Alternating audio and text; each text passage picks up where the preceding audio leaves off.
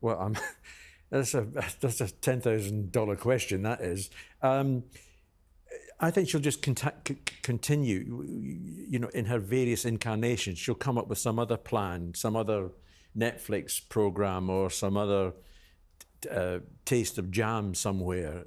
She'll continue to do all this. I don't think she's actually got a real purpose in the sense of a career. She could have had a very good career, in my view, here within the royal family, but she chose not to have that.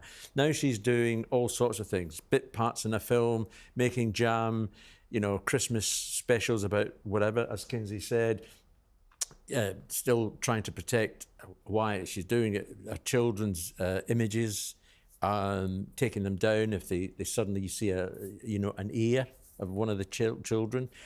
I think she's just going to carry on doing these bits and bobs stuff for which she will be paid handsomely. And I would probably like to know just how much money she's getting for whatever time she spends on screen in this film. I'm sure it's quite a bit. Maybe the start of, potentially appearing in more films if it's successful. But aren't you resentful if you're Netflix and you've given them such a significant amount of money? If you're a regular viewer of Netflix, which I am, Meghan Markle is regularly referenced in pop culture. Nobody wants this season 2. She's mentioned. She was mentioned in another movie I was watching. There have been opportunities for her to make this type of cameo at Netflix. Why not show loyalty to the company that gave you a fresh, royal family? There we go. The Dodgers everywhere. I think you've answered the question about loyalty. She doesn't seem to have any to anything. And so if I were Netflix, I would be really resentful. But it looks like oversaturation at this point. There's no clear objective. What does she stand for, and what is she trying to convey in every move that she makes? You were just with Prince William in Rio. You watch the choreography, that everything he does has a higher purpose. And every interview, every appearance, it's leading up to something significant that is meaningful for him. And I think that that's what the Sussexes lack.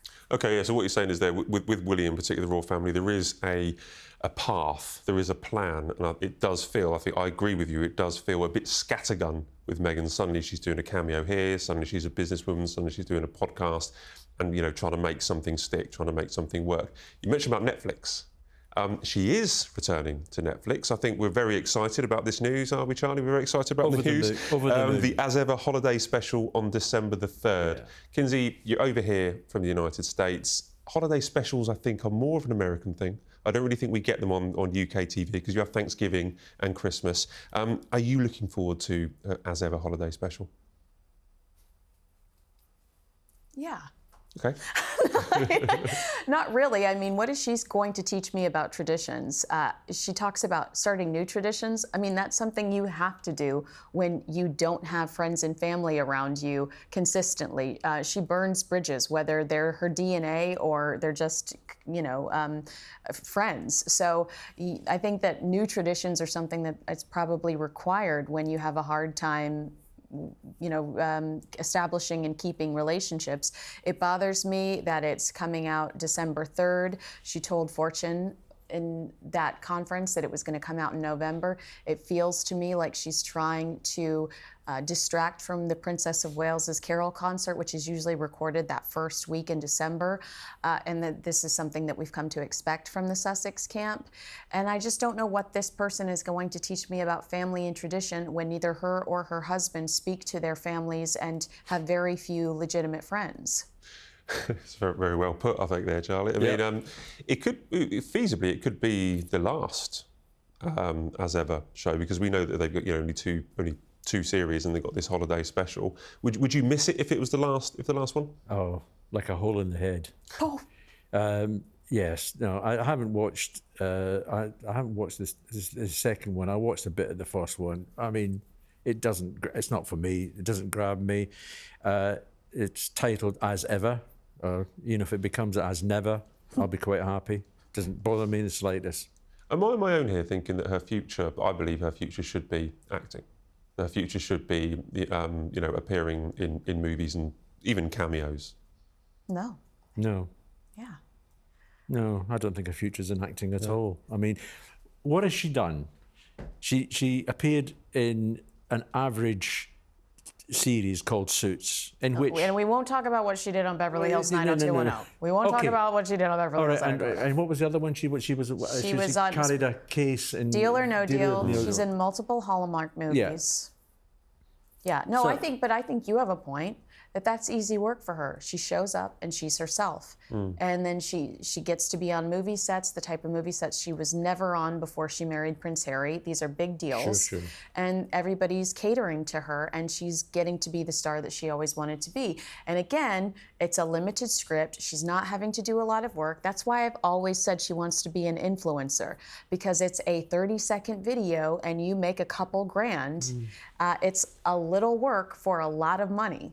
I think she's grown up in Los Angeles, and her father, was working in the TV and entertainment, and very successful in the entertainment industry. And I think it's something that she's always wanted to do. So I'm happy to push her that way. That'll be the father that she hasn't spoken to for a number of years. And she had a big family event, a big family show on December the 3rd. Now, you talk about showing up. She did show up. So she showed up. This is Kris Jenner's 70th birthday party. Kinsey, you didn't get an invite to this. I didn't, and I've worked for the Kardashians, so that's a little rude. I planned events for the Kardashians. So she was at Kris Jenner's Bond-themed party over the weekend.